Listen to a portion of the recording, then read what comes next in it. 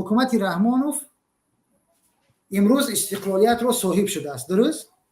بله. ولی اگر ما به گذشته نگاه کنیم، مخصوصا به همون دوران شروع جنگ‌های شهروندی، ما بیایم ببینیم که اصلا همین رحمانوف و کماندش که امروز حزب خلقی دموکراتی رو تشکیل کردن، در همون شب و روز برای چی می جنگیدن؟ در اصل شعار آنها در اون روز برقراری اتحاد شوروی بود. حکومت رحمانوف میخواست حکومت شوروی رو برقرار کند و تمامی به اصطلاح تبلیغاتش هم همین بود. در اکثر ویدیوهای اون شب و روز، امروز اگرچه اونها رو از رسانه ها دور نگه می‌دارن، ولی واقعیت همین بود. در اون شب و روز همه میدونن که آنها میخواستن به مردم نشان بدهند که ما برای شما حکومت شوروی رو برقرار میکنیم. اونها میخواستن حکومت شوروی رو برقرار کنن و به اصطلاح همون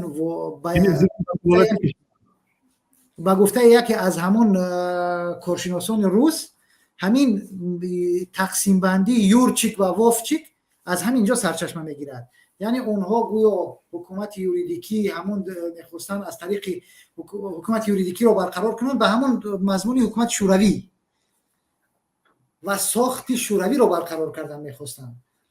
اما امروز آمدن اونها شدن صاحب استقلالیت. چگونه؟ در واقع دیدن که دیگر شوروی باقی نماند.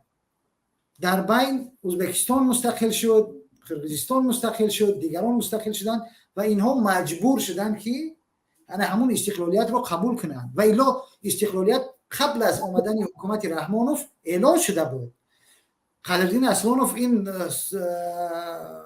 قرار استقلالیت تاجیکستان رو امضا گذاشته بود، متن اون را طاهر عبدالجبار نوشته بود و این اصلا کسانی بودن که در حکومت رحمانوف وجود نداشتن دیگر.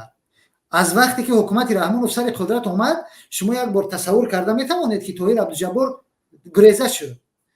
قدردین اسلانوف اصلا به دست همین حکومت کشته شد به خاطر همون امضای همون قرار.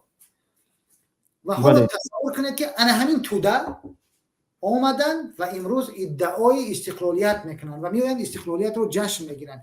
در واقع چرا؟ چون که استقلالیت برای اینها به اصطلاح هیچ ارزش نداشت. اینها اصلا بر ضد استقلالیت مبارزه میبردن، ولی دیدن که علاجی ندارن، استقلالیت رو گرفتن و از این استقلالیت تمامی سوء استفاده رو کردن.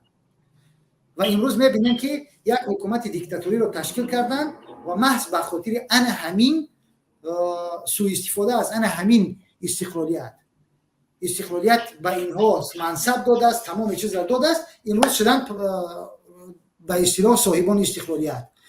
ولی در اصل استقلالیت جمهوری تاجیکستان سربگریز شدند و اینها آمدن صاحب استقلالیت. اینها که ضد استقلالیت تاجیکستان بودند.